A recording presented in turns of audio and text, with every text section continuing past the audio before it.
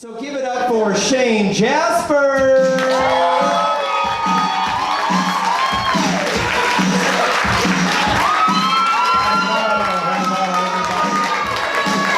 How are you guys doing? I am very excited to be here tonight. Thank you all for joining me. Woo! Yeah! One of the reasons I'm excited to be here tonight is because I honestly didn't think I was gonna make it this far. And I don't mean like this far to the stage or this far in life. I just mean, I didn't think I was gonna live to be 40 years old, and I just celebrated my 40th birthday last week. So one of the things that comes along with your 40th birthday, as I'm sure you all know, is what? Your midlife crisis. Yes, that's what's happening now. I am suffering a midlife crisis, but I've had a sort of revelation that I don't think that the midlife crisis happens for the reasons that most people presume that midlife crises happen. You know, we assume that a midlife crisis happens because you're thinking about all the things you didn't do in the past. You're not as far in life as you thought you might be. You're regretting some actions you may have, should not have taken. But I don't think that's why people actually suffer a midlife crisis. The reason people suffer a midlife crisis is because it's an overcompensation for all of the things that you start losing in your late 30s. You hit your late 30s and everything in your mind and your body just starts deteriorating, right? It just goes to shit. Your energy, your sex drive, your memory, your energy, your sex drive, your memory, your energy, your sex drive, But other things too, physically, it's not fun getting to your late 30s and into your 40s. It's like, hey, welcome to 40, where every single day you just live in constant fear that the next surprise sneeze might either make you shit your pants or throw your back out, or both. Would you call that sharting your back out or throwing your shart out? But it's true, man. The one that I was not expecting was, I recently realized that I lost the ability to tell the difference between a shit and a fart. Like, I legit did not expect that to happen. And what makes it even worse is that I travel a lot for my job, and so I fly on airplanes quite a bit, right? But yeah, because you're looking at me like, hey, here's a 300-pound dude, he loves being on a fucking airplane. Like, an airplane under any circumstances is uncomfortable for anyone except a child, right? Has anyone here ever shat on an airplane? And I don't mean like shat on an airplane, I mean in an airplane bathroom. Yes? Okay. It's terrible, right? We all want to avoid that under any circumstances.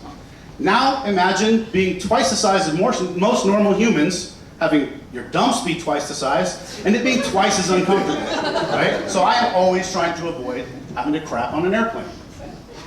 Earlier this year, I was flying back from Seattle to Orlando. It was Alaska Airlines. Flight number 16 left at 7:45 a.m., arrived here at 4:30 p.m. I will forever remember every single detail of this flight. And the only good thing about it was that I actually got upgraded to first class. I'm a frequent flyer, woohoo! So I had been upgraded to first class, and when I'm in first class, I tend to, to get a little bit comfortable. And I was taking advantage of some of the amenities. I got some free food, some free coffee. And about 30 minutes later, I'm sitting there, feel a rumbling in my tummy, like I'm about to bust a grumpy. I look around and it's just like a bunch of old people sleeping, so I figured, all right, I'll let it rip. I can blame it on that. So I started to let it loose, and I realized, well, that's not what I think it is. And luckily, I caught it just in the knickerbockers of time. So I jumped up, and I proceeded to cram my double wide ass into this single wide stall. And for any of you that have ever had to use a restroom in an airplane, especially for the men, it's really uncomfortable because there's not enough space to open your legs at all, right? And we have some bits and pieces that need to fit down inside there as well, right? So here I am, right? I fit about this much into one of those bathrooms, and I'm trying to sit down on this toilet, and I gotta make a choice, right? I gotta make a choice here. Because I have this much space in the top of that toilet seat. That much space. And in that much space, I have to fit a penis, a pair of balls, and a butthole. All of them gotta go in there, right? Not so much, and I'll tell you why. As you get older, your balls also start to drop. So I was actually able to take my balls and just drape them over the side of my leg. So I can sit down comfortably on the toilet in the airplane. So I handle my business, you know? I'm finishing up, it's time for cleanup. So I grab what I need, but now I gotta figure out how to get an angle on this. So I lean over, my face and my shoulder is just completely pressed against this dirty bathroom wall. Balls hanging over the right leg. Dignity nowhere to be found, there's no room for that here. And as I'm trying to get an angle on it, the door starts to open. So I grab it, yeah. So I grab it, slam it shut, and I'm like, hey, somebody's in here, thank you. Round two, gotta take a second pass. Try it again. Face, shoulder, arm, entire left side of my body smashed up against the side of this dirty bathroom wall. Balls draped over my right leg.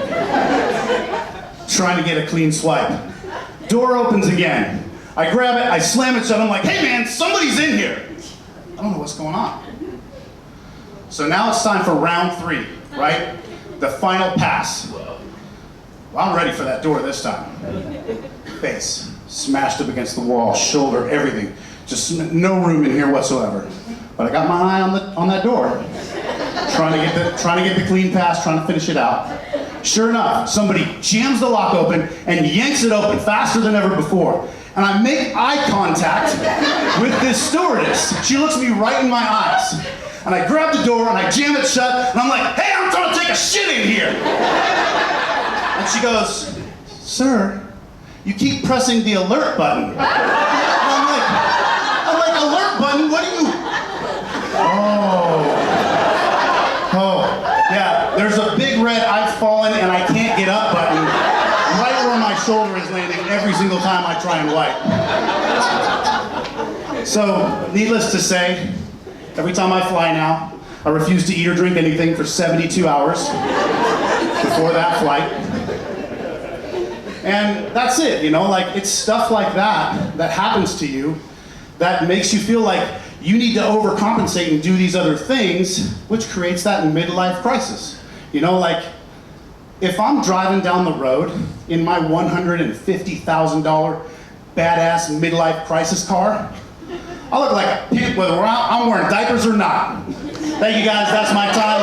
My name is Shayne Jasper.